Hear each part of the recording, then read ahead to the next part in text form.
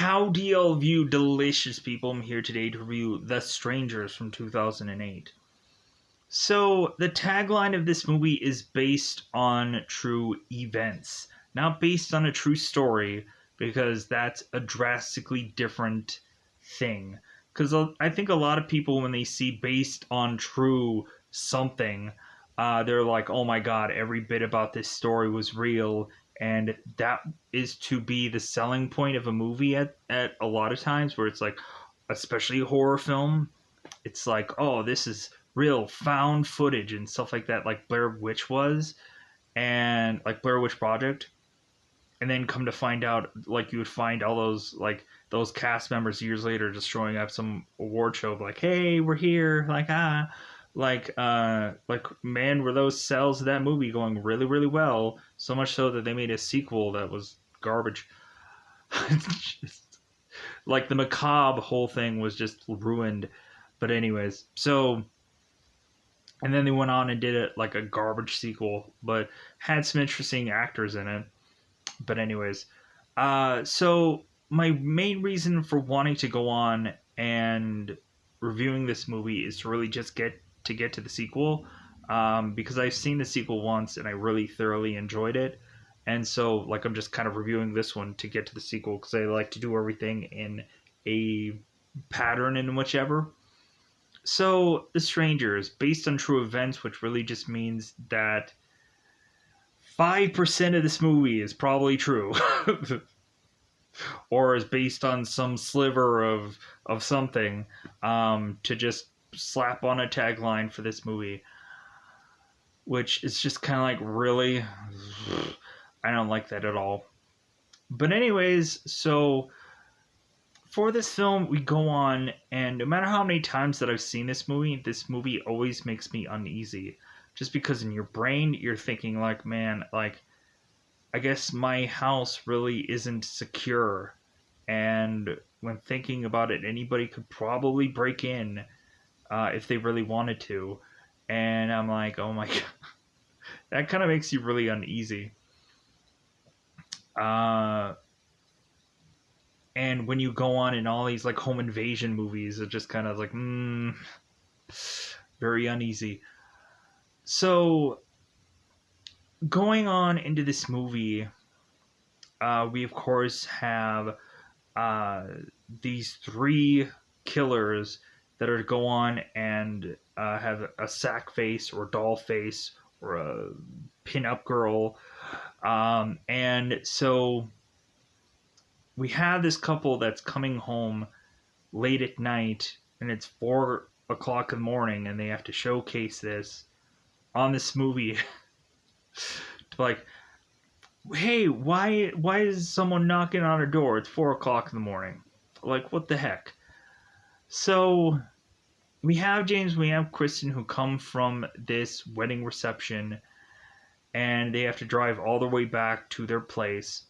And so, come to find out, we have this couple that is not going through the best night anyways, and then turn around, we have them being stalked and home invaded by these three people, and their night goes from, like, okay, this is just a really bad night, to becoming like, oh my god, I need to now, like, figure out a way to survive. Like, where is the best room that I can just kind of bunker down in, hoping that uh, some person who is walking through my house will not notice me.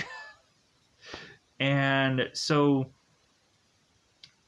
like, at first, like, we always go through a horror movie and we think it's like, well, if they had a cell phone, if they had a this, like, shouldn't they have gone on and easily escaped all this? But we continue to just, like, figure out that, like, these people had, like, thought of all that. And I'm like, so this movie is, like, a lot smarter than a lot of the other movies when we go on and have so many problems about so many things. Or there has to be a lot of convenience to a lot of horror movies also, to where it's like, wait a minute, if they had this, all this would have been resolved. Um, But yeah, so going into this movie, we have both James and Kristen, who are to eventually get a knock on the door with a girl asking for another girl named Tamra that doesn't live there. And because they had gone on and answered this door, that's what started the game, because they were home. And so at first, for like the longest stretch of time, it just becomes like this knocking game and like this slow build of just having these people like be so much in fear. And like that's also like the downside of this movie, is it's just a lot of build for then it to turn around, and then finally at like the very tail end of the movie, it's like finally we're gonna do something in this film. Because it's just a lot of like slow build, um with, I don't know if it's really a good enough payout, but hence why you have a sequel that is a little bit more quicker paced, or like it's just a little bit more interesting. So yeah, I think that's all that I want to talk about in the very cryptic like sense in this movie. We'll go into spoilers, which there isn't much beyond what I just kind of all mentioned there, but we'll go into more specifics. So one thing that I'm kind of happy about this film is Glenn Howerton, who of course that I know from Always Sunny in Philadelphia. And I'm always kind of happy when I see an actor that I like who's to kind of get more work in a lot of places. Like he was on the movie Crank and stuff like that, like the series Crank. He kept popping up through those movies. So he ends up playing Mike in this film, and I was like, yeah. So let's go on and let's go into this movie. Let's double five it up. Where can you go on and see this film if I haven't said already? YouTube. YouTube has a $3.99 rental fee for this one, or Vudu probably rental fee also. Um, Probably a number of apps that I would probably say you could probably easily Google this, and you'll find there's a number of lists of stuff that you can go on and see this at. Or you can go on to the normal rigmarole of which that I would normally say through a bulk of these videos. First off, you can go on to a Google search and search the word letter C movies app, and you can dare in fact hopefully find this app, download it, and be able to see whatever you want. Exclusive movies, premium access stuff, exclusive shows that you can only see at certain apps like Apple TV or Stars, or by and large a bunch of those, because eventually they have their own like, oh, you can only get this here. It's like bullshit. Like I can get it anywhere. You can also go on a Google search and search the word Fox HD movies. No matter what I say here, search for those words, because you'll have a logo that'll say Fox HD movies, but the title will say like Play 1080p HD movies.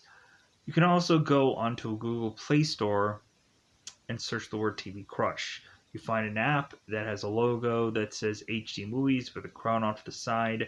Go ahead and download that app. Hopefully you'll be able to find The Strangers, but if not, you'll be able to find a cluster of films that you can see for absolutely free, or even shows.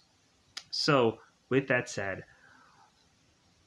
Double Five, it's about that time to just go into spoilers for this movie, because it is spoiler time. Spoiler time, it's about the time we get spoiled. The Strangers, based on true events. Garbage. Like, because really it's like, oh, a true story, I'm intrigued, but then like you find out that the trueness of it, where it's just like, oh well, this is just taken, like it's saying that it's like it was done in like 2005. It's like, well, how much of that is really true? Because it took them 3 years to make this movie. Like, I guess maybe that was like the starting point of when they decided to make this film, and then it took them 3 years. uh maybe it took them 3 years to make this film. As far as like, hey, we really like, this is a slow methodical film that it takes 3 years to make. Liv Tyler better Scott Speedman and Liv Tyler better be in really good shape for this movie because they're going to stay in the same shape for 3 years. It's a joke. Anyways, so let's go into spoilers. Spoil it all. So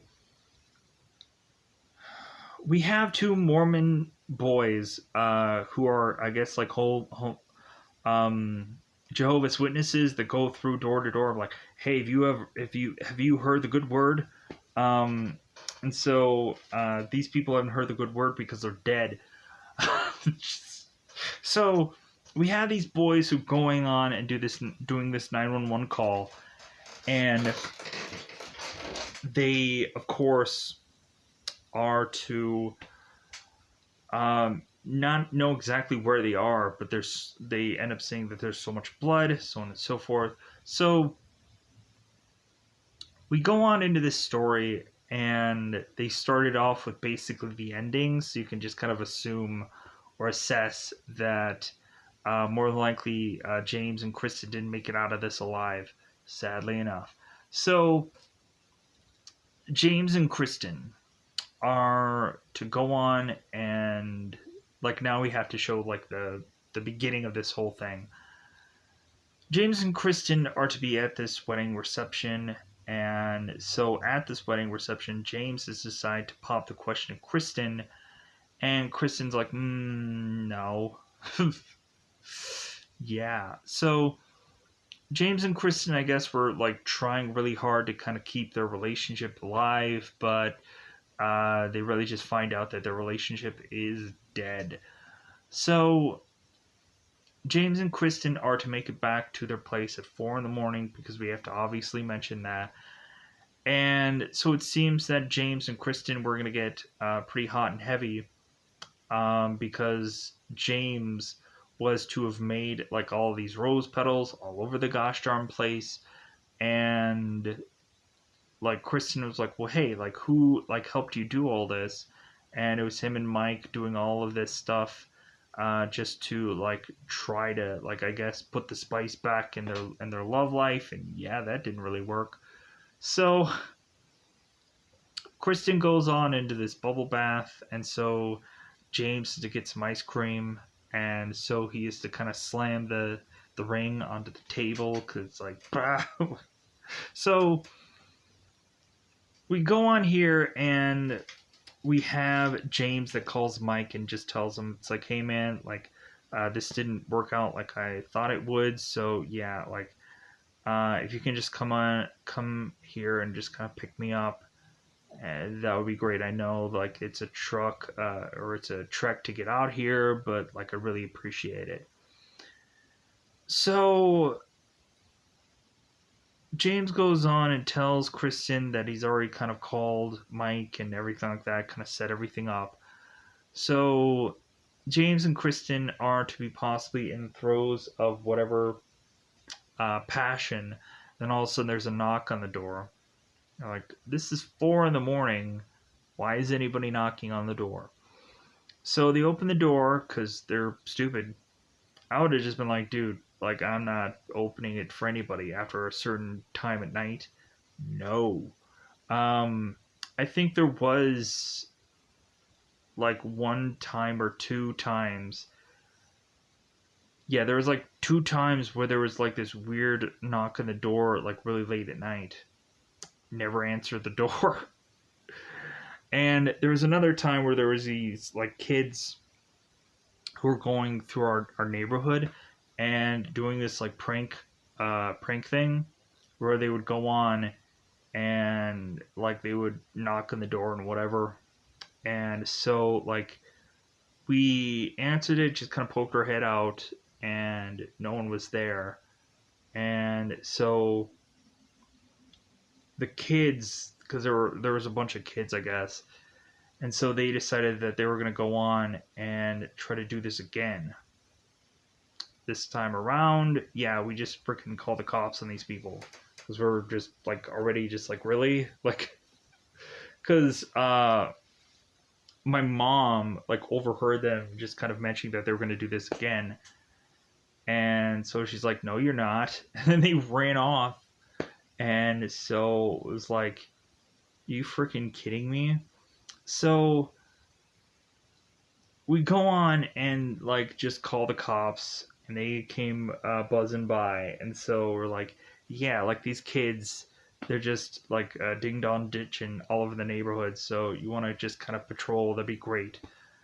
And so yeah, so the police like started just making a patrol, and they're like, well, can't find anything, so they just kind of went off.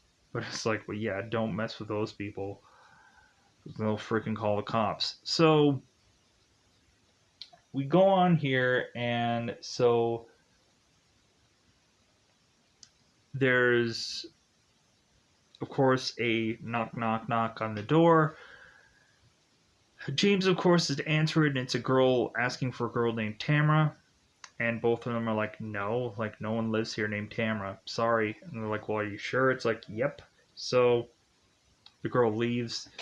And so James is just like, well, I'm a little worried. Like it's late at night, and like I think that we should probably go on. Maybe we should invite her into the house. I'm like, I would not trust some rando person. No. But so they go on, and James is saying like, well, I'm just gonna go on, and I'm just gonna go and get cigarettes for Kristen because she's gonna want them. So James is to go on and need a drive to just get out of there. And while that's going on, we have like Kristen who's getting these like consistent knocks on these doors and knocks on these walls. She starts freaking out. This record ends up starting to play this song. So all of a sudden, Kristen is just kind of dealing with all of this, and she is to start to realize that one of these people had made their way into this house, and is just starting to move things around, really making her uncomfortable. So we have the man in the mask that just kind of pops his like head out at some points for you to just like see that this guy can kind of easily move throughout this house without anybody really hearing him, because I guess he's like perfected to just be freaking quiet, and it's weird. So the man in the mask is to go on and is to have because at one point Kristen is like is making had made James like put together this fire, and so Kristen is to have the fire alarm go off, and so Kristen goes and takes the fire alarm off, or the smoke detector, and she puts it somewhere.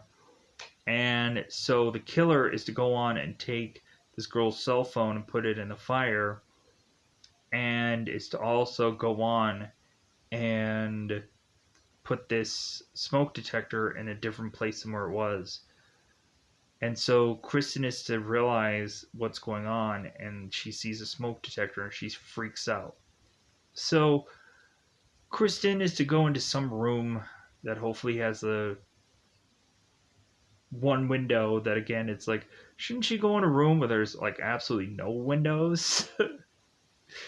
Because people are going to go on and do a bunch of all over any number of these windows. And so we just go on and just see all these windows that eventually have all these like things all over it where it's like saying hello, or we have another door that ends up saying killer on it, because we'll eventually know why.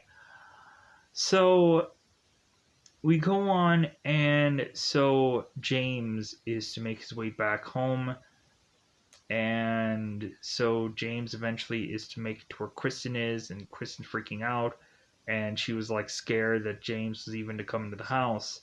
So James is like, what are you talking about? Like, this is crazy talk. So James starts going through the house and is to just like double check on things, and is to think that like Kristen like isn't really making much of any sense. So they go on, and both like James and Kristen are just kind of looking around at things, and like poking through windows and seeing that like there's somebody like out there just kind of waiting, and then they run off. So eventually we just have where like James goes out to like check on his car, and he's like thumbing through his stuff, just realizing that like his car is now to have been uh broken into technically, but he can still drive it, but like I think the tires are flat. We have one of the girls who end up touching the back of James's neck and scares the crap out of him. So James goes on and is to just kind of like back up this car. And so we have it where like this car is really just toast. So James is to make it back in the house, realizing that this is like something's really going on here. So they go on and they just kind of hold up in the house, and eventually at some point they go on and they get shotgun shells just because like they're really like afraid of what could possibly happen here. So they're finding the shotgun as like James is wanting to figure out where exactly it is. So he finds it, he puts it together, and he's like, I don't even know how to fire one of these. And Kristen like says to James like, well, wait a minute, like you said that you had gone hunting when you were a kid. And James like is like, well, that's just something you say so that we can go on and just like boast about like something, or just feel like a certain part of the world like is to like, oh, you're from here so you hunt, right? It's kind of like that. So James is to go on and get this shotgun ready, or this yeah, I want to like I wanted to like yeah, it's a shotgun.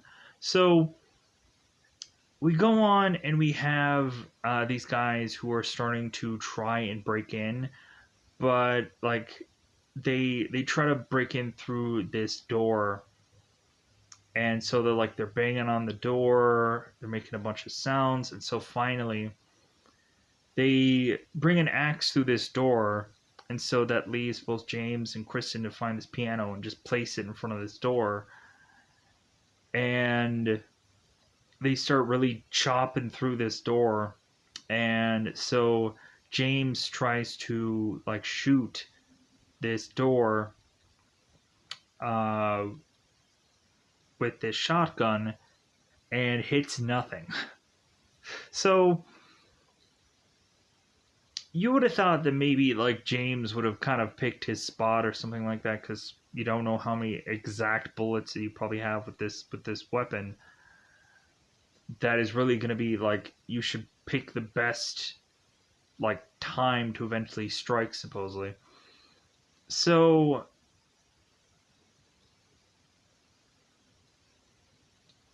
we then have James and we have Kristen, who are just going in a room and they're just kind of waiting for someone to come at them. And so they're waiting and they're waiting and they're waiting. And so Mike is to go on and he is to make his way back to this place. And oh, like I think there was yeah, there was. Let me get to this before we get into the Mike thing. There was a spot where James and Kristen were trying to go into their car and they were trying to drive away. But then all of a sudden, this truck comes in and smashes into their car, pushing them to now, like, well, your car is basically effed. And so they eventually just run back into the house. And that's when they get like a shotgun and they get everything ready to just go on. Like, yeah, we're just going to hunker down here. So Mike makes his way to where James and Kristen are like holding up, like basically like their home. And so Mike is to kind of call before he heads in, and try to call James' cell, telling him, hey, like I'm here because I'm so used to like waiting on you hand and foot. And so all of a sudden there seems to be this thing that is lobbed at Mike's windshield and breaks the windshield, and he's like, mother.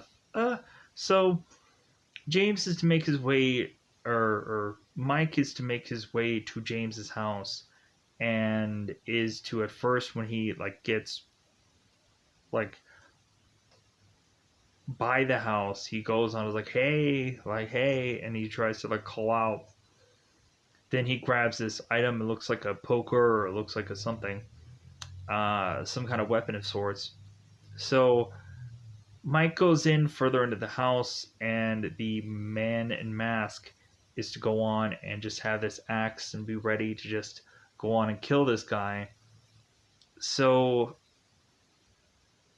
we have Mike that keeps like strolling through this place, like turning off the record player and just continues to walk.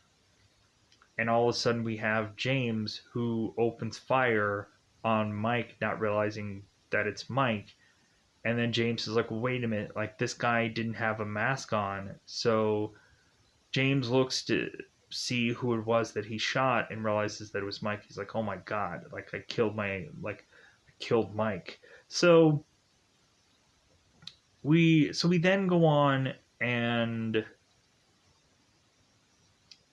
we then have James at some point who decides to like, well, hey, since I have the shotgun, I'm gonna go outside and hopefully I'm gonna be able to like scare these people off, or I'm finally just gonna go on and start like freaking killing them. So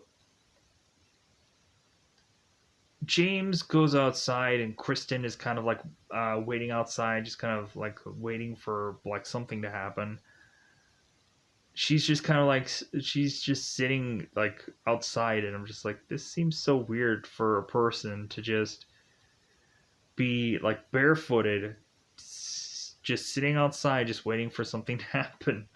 So James goes out there, and so James is to kind of get ready, get positioned to fire the shotgun, I guess, on one of these people. But it seems that the man in the mask goes on and takes James, and you hear a shot go off, but you don't know if anybody really got hit here. So Kristen is now just outside, just like did. And so Kristen goes all the way to the shed that they have, with all these kind of items of sorts. So Kristen is to go on and just have this flashlight going through the shed, and she finds this radio. So Kristen, of course, is to try and like desperately call for help on this radio, just for the pinup girl to bring in this axe and starts like chopping away at this radio. She's like, yeah, you're not going to get all that far. So Kristen starts running off, making it back into the house. And so now, well, there's some time before that. Kristen goes on, and it's realized that the man in mask is kind of slowly but surely making his way back into the house. Kristen is to follow him, but to follow him just to see where he's going, so she doesn't go there. So the man in mask is going through the house, just kind of like walking through, and Kristen is to kind of be where he's not. And then Kristen goes on to this like kind of closet and hides in there. And so the man in mask is just kind of like I'm just gonna sit down here and just kind of relax. And then he like goes on to go in another place. And so Dollface realizes exactly where Kristen is, and so she's trying to like scare Kristen out of this room, of which kind of happens anyways. Because of course we also have James, who ends up getting pulled back into this house because it's time to get ready for these people to get dead. So we go on here, and I feel like I'm missing something from this movie. Like I felt like I missed like a million steps, but maybe this movie's just easy to talk about and describe. Probably not. Anyways, so pushing on. We go on, and James is to get pulled into the house, and then Kristen is to go into this one room where at some point she kind of pops her head out the room, and we finally have it to where the man in the mask kind of slams this girl, kind of knocking her out for a couple of seconds. She wakes up and she's desperately like trying to claw to the ground, hoping that she can get some kind of thing that'll kind of keep her away from being dragged by this guy. So they go on and they re-put Kristen in her like wedding reception clothes. And plus also like Kristen was to mention that she really wanted to wear like these clothes anyways, because like they are to make her feel pretty and stuff like that, so she wanted to like continue to wear them through the night. But then with all of what's going on, she's like, no, I'm gonna switch to like some jeans and some flannel. So they get back to these wedding clothing, and so now they're both like tied up onto these chairs, and they're like, dude, you're sadly you're dead now. Every single one of these masked individuals are to take off their mask and decide to go on and to slice into these people. Well, it seems like the man in the mask is to take the first slice into James, and then Dollface is to go on and to stab into Kristen, killing them both off. So all of a sudden, while the three of these characters are to go on and drive off, they all of a sudden see these Mormon kids. And so one of the Mormon kids asks them, it's like, well, hey, like, do you ever sin? Uh, or something like that. Do you ever, like, do you ever want to find religion? And, like, Dollface is like, well, sometimes. So they gave her a pamphlet. And then she is to go back into her vehicle, and she ends up saying, it's like, well, it'll be way easier the next time around. It's like, so was this their first ever attempt at this? Like, could we go on and say that this is like the first time that they've done this, and like the following times it's gonna be way easier? Because it's like, man, they really thought all this through. Like, for the very first time, you would have thought there would have been like mistakes made or something like that. But so we go on into this story, and we have these Mormon boys or these Jehovah's Witnesses or whoever the heck they really are. Like if you go on and you see the movie, like God, there's this one. The guys who invented South Park did the one movie about like the parody superhero film that I don't really even want to try to say the name of the movie with, because it starts with an O. If you go onto the IMDb, you'll probably figure it out. Because I want to try to like kind of clean up this video to not have to say certain words. So, anyways, within the end of this movie, we have these Mormon kids who stroll through this house, not saying a word. They find, of course, this couple just kind of laying there, possibly dead. And so the one kid just starts like touching like this girl, and is to try to like maybe see if like she's still breathing or if she's still alive. And all of a sudden we go on and we have this kid and is looking at this woman, and then she wakes up and she scares the crap out of him. And so I guess like either the Mormon kid or this woman was to go on and to have done this 911 call, not knowing where they are, and for some help to be sent. So, with that said, I think it's about time to just go on and get out of here. So, thank you for listening to this. Thank you for going on and watching this review, because if you do, I'm probably going to go on and watch the sequel also. More than likely, I'll probably have a tag on this movie for whatever the title of the sequel one is. So because I don't remember what the title of the sequel one was, but if people are interested in this movie, I will also go on and do the sequel. So, like that'll be fun to go on and do the sequel movie to this. Either way, if this one does like zilch nothing or whatever, I'll probably still do the sequel regardless. at some point to eventually just kind of continue to do more horror films and just to kind of continue to do movies that I find to be interesting. So with that said, I think I'm just going to get out of here because I think this is all the videos that I wanted to do today. But I'm also just I'm a little bit tired, as you can tell. So with that said, goodbye, everybody. Bye, everybody.